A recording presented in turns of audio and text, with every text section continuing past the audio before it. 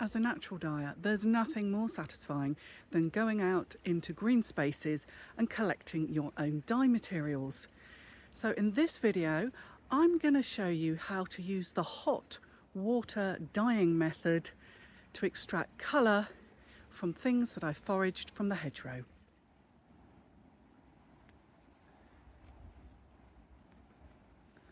If you're new here, my name is Becca and I'm a hand spinner and natural dyer and hedge botherer. If you follow Sally Pointer, you'll know what I'm talking about, and you're very welcome to my channel. Right, I'm going to carry on with my walk and then head on home and let's do some dyeing.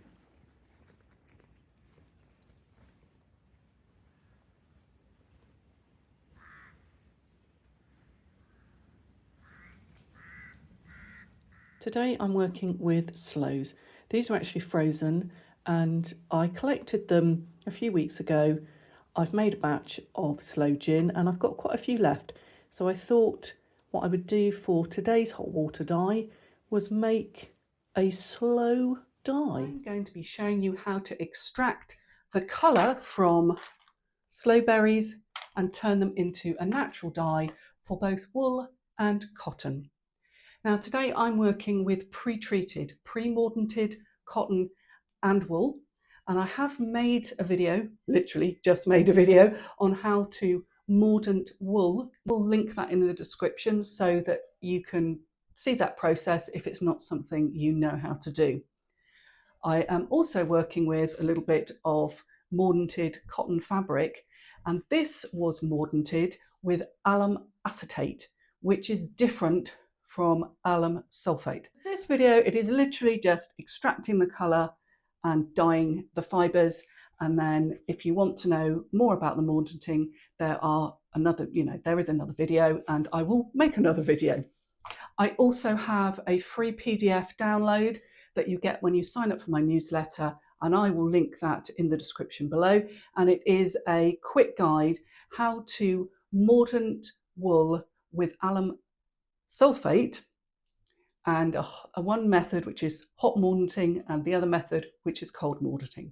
So with all that said, let's get on with the dyeing process. So the first thing we need to do is actually extract the colour from our dye stuffs, and when we're kind of using things that have been picked off the hedgerow, we're not using a powdered pigment, we're using the whole berry, or whatever it is that you've picked. So what I'm going to do with these is I'm actually going to cook them, essentially, to extract the colour. So I'm going to take my big pot, fill it with rainwater from the rain butt, add these, bring it up to simmering point and hold it at that point for about an hour. So a couple of things I want to say. Do not use your cooking pots and pans for dyeing. Have completely separate kit. All the stuff that I use for my dyeing, I only use for dyeing and for processing fibre and fabric, and it all came secondhand from charity shops and eBay and auctions, and it was not very expensive. But you do not want to inadvertently maybe make yourself ill because you've crossed over. Most of what you're doing natural dyeing is not toxic, but there are some things that are. So you just, better be safe than sorry. Safety first, as they say. So one of the key things we need to think about is the amount of raw material, so the amount of berries that we need to our weight of wool. If you are using fresh berries, I would suggest that you use twice the weight of berries to your weight of fibre or fabric. If you are using dried berries, which you can do, then you probably get away with 1-to-1. So if you're dyeing 100 grams of wool, then 100 grams of dried berries. But if you're using 100 grams of fresh berries, that's only going to dye 50 grams of wool. It's not an exact science, and I would always recommend that you do your own research, you do your own experiments, because what works for me might not work for you, because dyes are really affected by the soils and the conditions where they grow. And I have noticed that, having gone from living in Somerset which had a very clay soil, kind of very nutrient-rich soil, to Pembrokeshire, where we've got sandy soils and all the nutrients get washed out, I need much, much more dye material to get the same kind of colours that I was getting from a lot less when I was dyeing in Somerset.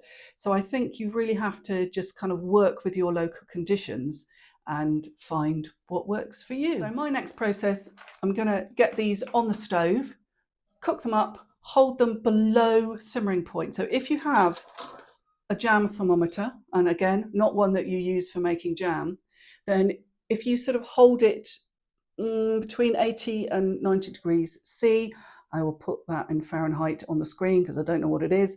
And then, yeah, that's going to be about the right temperature. So you never want it on a rolling boil because you can really destroy your colours by doing that.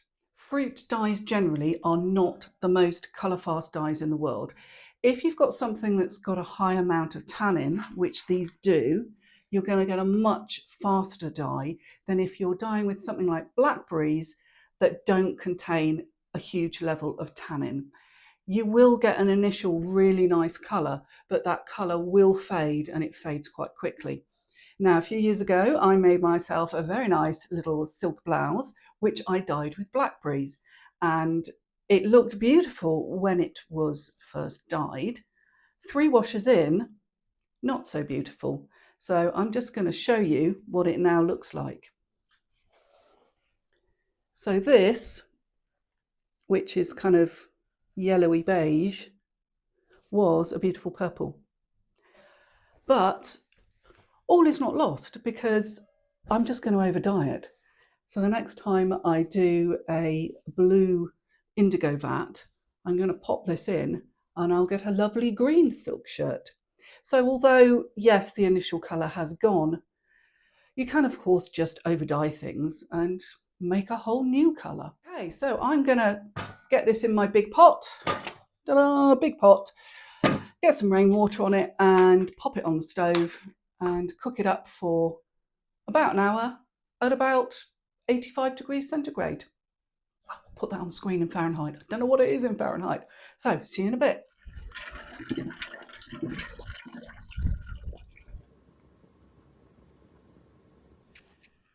Well, it's finally stopped raining for the first time in what feels like about 2 weeks. And I'm back outside.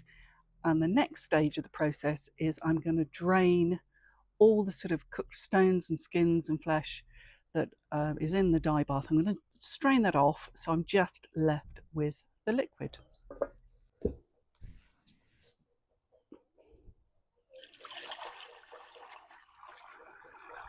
You can really see how much colour has sort of leached out of those skins, and I left this to cool overnight. You could sort of go straight ahead and use it while it's still quite warm, but I think if you can leave it for overnight or maybe 24 hours, you get that maximum amount of colour out of those skins. So let's just have a look at what the actual dye bath looks like. It's got a very dusty pink sort of colour, and that's not far off where the finished result should be. Probably a bit paler than that. Right, let's get on with the next stage. I'm now ready to actually start dyeing. But before I start that, there are just a couple of things I want to go over. Now, I am going to dye 2 different types of fabric in the same dye bath. So I've got wool, and down here I've got cotton. Now, I was reminded in the comments of my mordanting video is that you can actually mordant at this stage. So what you can do is create your dye bath, add your mordant to your dye bath, then add fabric that hasn't been treated, and actually do an all-in-one process. There are a couple of reasons I don't do that. Now, I have done it, and I didn't think my results were as good as when I pre-mordanted and pre-treated. However, you know, that could well be operator error. So I think it's definitely worth having a try, and if people are interested, I will make a video on how you do that. So the other reason, and this is the kind of the really key reason, is I like to add different fibres and fabrics to one dye pot.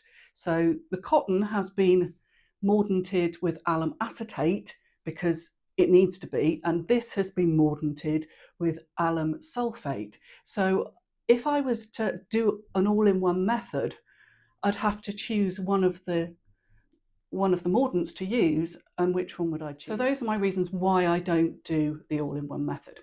Now, the other thing I want to talk about is alum acetate. Since I bought my supply of alum acetate, the rules about selling alum acetate in the UK have changed slightly, and it's more to do with the selling of it rather than because people think that you shouldn't use it. And it is a lot more difficult to get hold of. There is a really good alternative. I haven't personally used it, but there are really great results kind of on the internet, people using it, and that is a chemical called alum lactate. And I definitely am going to use it when I have kind of run out of my alum acetate. So those were just a couple of things I wanted to just mention. If you've not come across mordanting, and I realise that I probably didn't explain it at the beginning of the video, the reason you mordant is to make the fibres ready to accept the colour more readily. So if you like, you're keying the surface of the fibres, a bit like your sand before you paint. That's what you're doing. You're just keying the surface so that the molecules, the colour molecules, actually attach to the fibres. It also helps with brightness.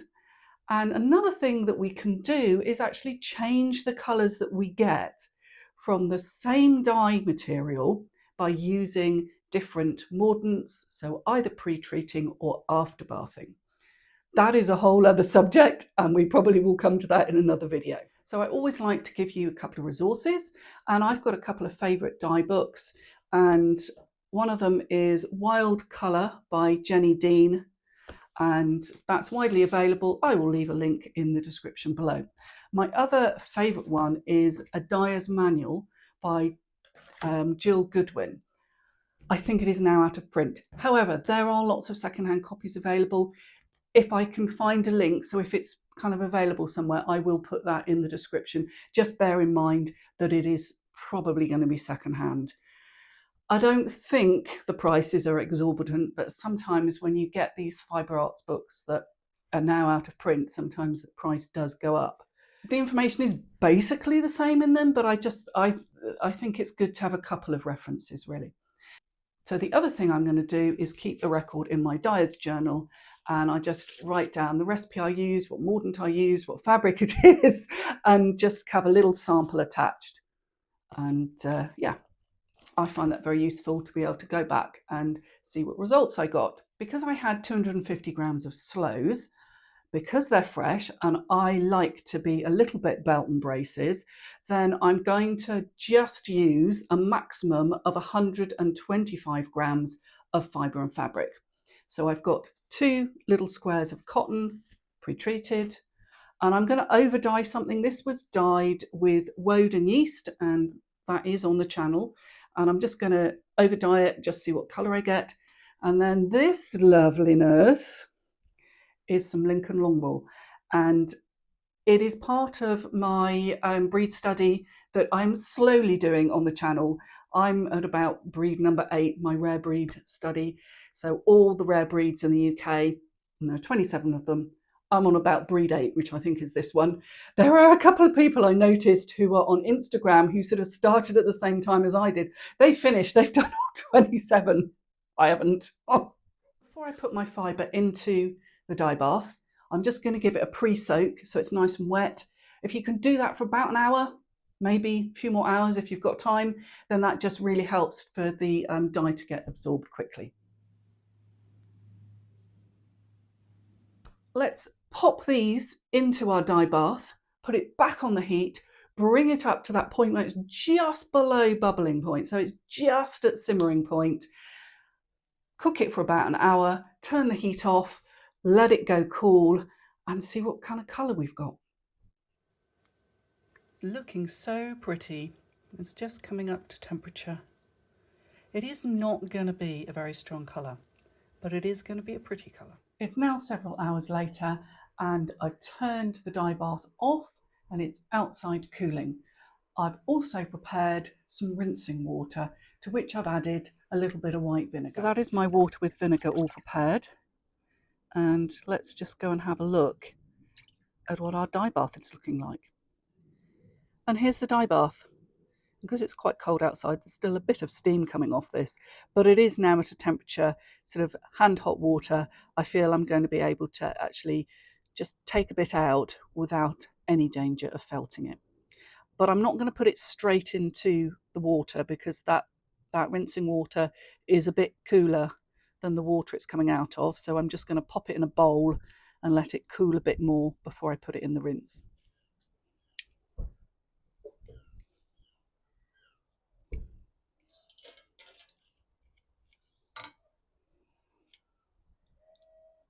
So I'm quite safe to put my cotton straight in here because it's not going to shrink.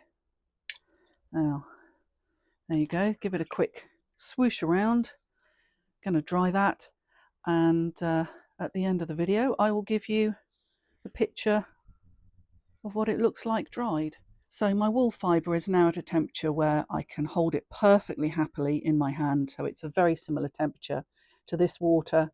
So we're just going to pop it in here and give that a little swoosh around, get any of the excess dye out of it. I'm going to come back to you once this has dried and we'll see what sort of colour we've finally got. So I hope you can see it's a very straightforward process. It's quite a long process, much longer than using an acid dye, but I sort of like the process. I'm all about the process, and you get some very good results. I mean, I love experimenting, so I love to kind of mess around like this and see what different colours I get. If you have got any questions, please leave them in the comments below. Now, cue the photo of the dried fibre and fabric.